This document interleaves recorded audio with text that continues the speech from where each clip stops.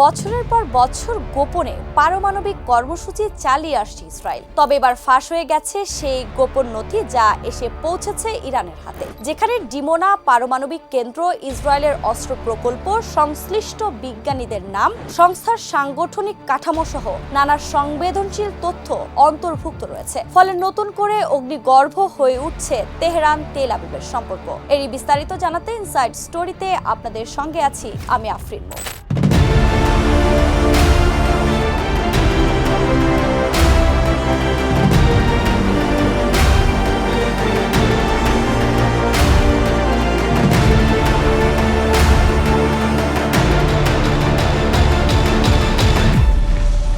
ইসরায়েলের পারমাণবিক কর্মসূচি, যা এতদিন ধরে ছিল গোপন রহস্য। আন্তর্জাতিক চাপ সত্ত্বেও তেল আবিব কখনো স্বীকার করেনি তাদের পরমাণু অস্ত্র প্রকল্পের কথা। কিন্তু এবার ইরানের হাতে এসে পৌঁছেছে এমন কিছু নথি যা গোটা বিশ্বকে নতুন করে নাড়িয়ে দিয়েছে। ফাঁস হওয়া নথিতে রয়েছে ডিমোনা পারমাণবিক কেন্দ্রের বিস্তারিত, অস্ত্র প্রকল্পের পরিকল্পনা, বিজ্ঞানীদের নাম, পরিচয়, এমনকি ইসরায়েলের সামরিক গবেষণা সংস্থার সাংগঠনিক চার্টও। এই নথি প্রমাণ করে যে ইসরায়েল দীর্ঘদিন ধরে গোপনে পারমাণবিক অস্ত্র বানাচ্ছে। মধ্যপ্রাচ্যে স্থিতিশীলতার জন্য এটি সবচেয়ে বড় হুমকি। ইসরায়েলের সবচেয়ে সংবেদনশীল তথ্য বিশ্বের সামনে উন্মোচন করেছেন ইরানের গোয়েন্দা মন্ত্রী ইসমাইল খাতিব, যাতে রয়েছে যুক্তরাষ্ট্র ও ইউরোপীয়দের সাথে ইসরায়েলের অস্ত্র তৈরির গুরুত্বপূর্ণ নথিপত্র। অথচ বিশ্বজুড়ে নিজেকে শান্তির দূত হিসেবে গত কয়েক মাস থেকেই আখ্যা দিয়ে আসছেন মার্কিন প্রেসিডেন্ট ডোনাল্ড ট্রাম্প। কিন্তু অবশেষে ইরানের স্পাইডার্স হাইড আউট নামক তথ্যচিত্রের মাধ্যমে বেরিয়ে এলো কোলের বিড়াল। 30 সেপ্টেম্বর এক প্রতিবেদনে বিষয়টি নিশ্চিত করেছে মধ্যপ্রাচ্য ভিত্তিক গণমাধ্যম মেহের নিউজ এজেন্সি। ইরানের বিরুদ্ধে সাম্প্রতিক 12 দিনের যুদ্ধের পর ইসরায়েল দাবি করে ইহুদিবাদী দেশটির গোয়েন্দা বাহিনী মোসাদের যোগ সাজসে হামলা চালিয়েছে তেহরানে। আর এই মোসাদ যে বিশ্বজুড়ে বিভিন্ন আগ্রাসনের সাথে জড়িত তা প্রমাণ হাজির করেছেন ইসমাইল খাতিব। নিজেদের পারমাণবিক কার্যক্রম সম্পর্কে বিশ্বকে অন্ধকারে রেখেছেন ইসরায়েলের প্রধানমন্ত্রী বেনিয়ামিন নেতানিয়াহু। অথচ আন্তর্জাতিক বিভিন্ন গবেষণা প্রতিষ্ঠানের দাবি 50টিরও বেশি পারমাণবিক ওয়ারহেড রয়েছে ইসরায়েলের কাছে। তবে জাতিসংঘ এই বিষয়টি সবসময় এড়িয়ে চলে। উল্টো ইরানের পারমাণবিক কার্যক্রম নিয়ে ব্যাপক মাথা ব্যথা জাতিসংঘের। যদিও তেহরান বারবার দাবি করে আসছে তাদের পরমাণু কর্মসূচি কেবলই সামরিক খাতের উন্নয়নের জন্য ব্যবহার করা হচ্ছে। কিন্তু এই তথ্য দিয়ে ইরান কি করবে এখন?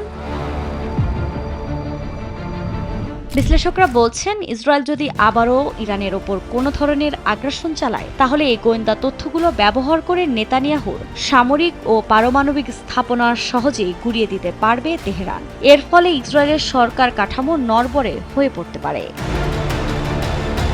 ইরানের পারমাণবিক কার্যক্রমকে ধ্বংস করার লক্ষ্যে চলতি বছরের জুনে দেশটির বিরুদ্ধে যুদ্ধে জড়ায় ইসরায়েল। একদিকে ইরানের পরমাণু কার্যক্রমকে নিজেদের অস্তিত্বের জন্য হুমকি বলছে ইসরায়েল, অন্যদিকে নিজেরাই গোপনে চালিয়ে যাচ্ছে একই কার্যক্রম। চলতি বছরের জুনে ইরানের বিরুদ্ধে যুদ্ধে জড়ায় ইসরায়েল। পারমাণবিক স্থাপনাকে লক্ষ্য করে চলে হামলা। টার্গেট করা হয়েছিল নাতানজ, ফোর্দো এবং ইস্পাহানের স্থাপনাগুলি। ইসরায়েল বারবার বলে আসছে ইরানের এই কর্মসূচি তাদের অস্তিত্বের জন্য হুমকি, তাই যে কোনো মূল্যে সেটি ধ্বংস করা জরুরি। অথচ নিজেরাই চালিয়ে যাচ্ছে গোপনে পারমাণবিক কর্মসূচি, আর এর পেছন থেকে মদদ দিচ্ছে যুক্তরাষ্ট্র।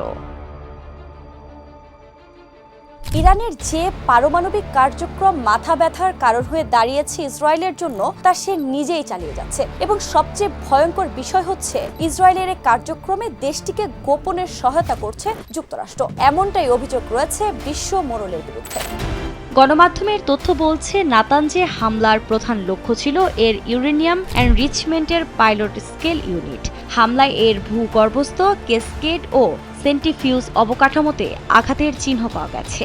পাওয়ার এবং কন্ট্রোল সিস্টেম ক্ষতিগ্রস্ত হয়, কার্যক্রম সাময়িকভাবে বন্ধ হয়েছে। ইস্পাহানে ইউরেনিয়াম কনভার্সন ফ্যাসিলিটি এবং সাপোর্ট ইউনিট লক্ষ্য করা হয়েছিল। কিছু ভবন ক্ষতিগ্রস্ত হয়েছে। এছাড়া ফোর্দোর ভূগর্ভস্থ সেন্ট্রিফিউজ বেশ ক্ষতিগ্রস্ত হয়েছে। তবে আন্তর্জাতিক আণবিক শক্তি সংস্থা বা IAEA জানিয়েছে হামলার পর রেডিয়েশন বৃদ্ধির খবর পাওয়া যায়নি। যদিও IAEA গত মার্চে জানিয়েছিল যে ইরান এখন পর্যন্ত 60% বিশুদ্ধ ইউরেনিয়াম অর্জন করতে সক্ষম হয়েছে। বিশ্লেষকরা বলছেন ইসরায়েল নিজেরাই বহু বছর ধরে গোপনে পরমাণু কর্মসূচি চালিয়ে যাচ্ছে। মধ্যপ্রাচ্যে ইসরায়েলি একমাত্র দেশ যার কাছে পারমাণবিক অস্ত্র রয়েছে। ডিমোনা পারমাণবিক কেন্দ্রের কার্যক্রম নিয়ে বহুবার প্রশ্ন উঠলেও তেল আবিব কখনো প্রকাশ্যে কিছুই স্বীকার করেনি। এর পেছনে যুক্তরাষ্ট্রের নীরব সমর্থনের অভিযোগও অস্বীকার করা যাচ্ছে না। ওয়াশিংটনের সামরিক ও কূটনৈতিক মদদেই ইসরায়েল একের পর এক আগ্রাসী পদক্ষেপ নিতে পারছে বলে মনে করছেন বিশ্লেষকরা। আর এই সহায়তা ইসরায়েলের সামরিক ও কৌশলগত সক্ষমতা বৃদ্ধি করছে এবং আঞ্চলিক ভারসাম্যকে ঝুঁকির মুখে ফেলছে। জাতিসংঘ ও আন্তর্জাতিক মহল ইতোমধ্যে পরিস্থিতি নিয়ে উদ্বেগ প্রকাশ করেছে। বিশ্লেষকরা বলছেন ইরান ইসরায়েলের এই দ্বন্দ্ব যদি আরও বাড়ে তবে পুরো মধ্যপ্রাচ্যই নতুন করে অস্থিতিশীল হয়ে পড়বে। যুক্তরাষ্ট্রের মদদে আঞ্চলিক ক্ষমতার ভারসাম্য আরও নাজুক হয়ে উঠবে।